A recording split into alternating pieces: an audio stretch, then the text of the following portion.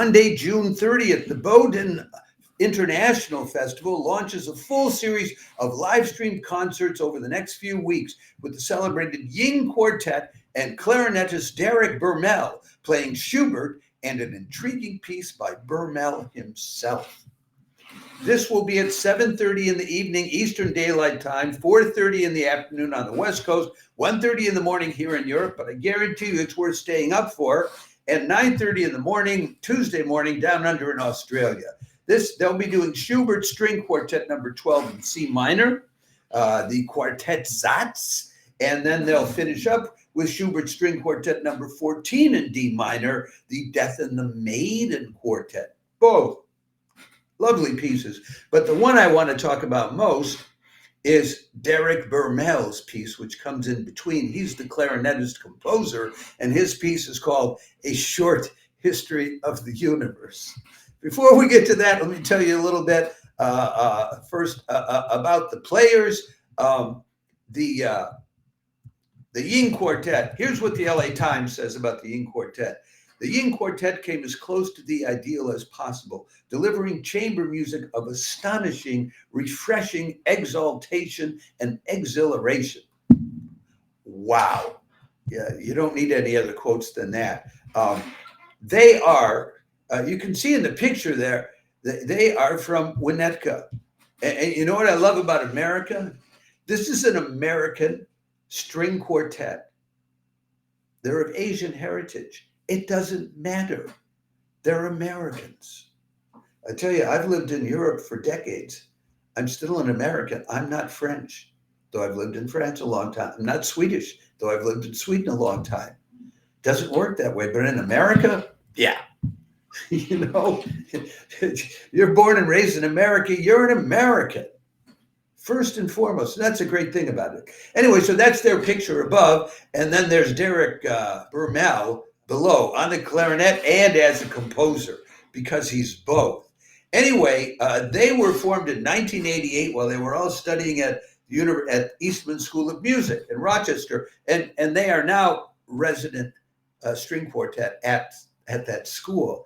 And you know what they did? They started out in the 1990s living in the town of Jessup, Iowa, which is very small. And they were sponsored by the National Endowment for the Arts Chamber Music Rural Residencies Program.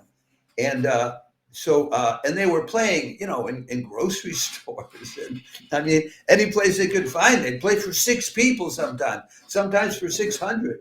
This was a beautiful thing. There's a lot of good things about this Ying Quartet. And the 2 principal guys of the Ying Quartet took over the directorship of the Bowdoin International Music Festival about 10 years ago in 2014. So that's why they're kicking off this festival. But, you know, they've also played at places like Tanglewood, Aspen, San Miguel. They played at the top European festivals, etc. There are multiple Grammy nominees for recordings, but they only actually won one in 2005 in a recording they did with the Turtle Island String Quartet.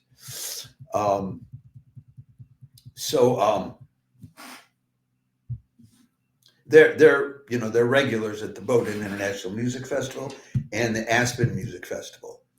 And who is Eric Bermel? Well,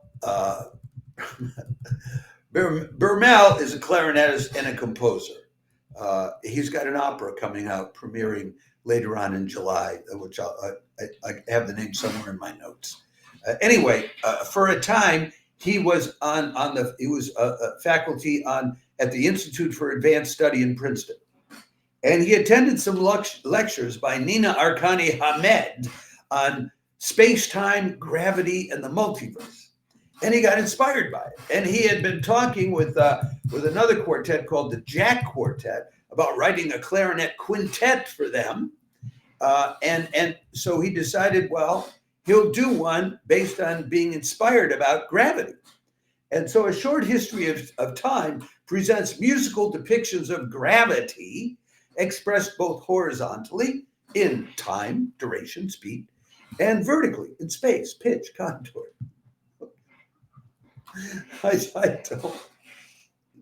And what he says this, glissandi on the clarinet and in the strings spring away from and bounce back to the original notes.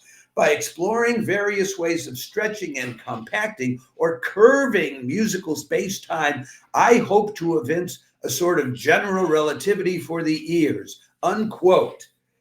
That's what it says about it. So that sounds fascinating to me, especially when it's sandwiched between two very, very classical Schubert pieces. And the opera that's premiering in July is The House on Mango Street, which he composed with Sandra Cisneros, and it's at the Glimmerglass Festival. So I commend this to you. It's on a little later in the evening. What, about 6 hours? I'm not 6, 7 hours. I'm not 7:30 Eastern Daylight Time.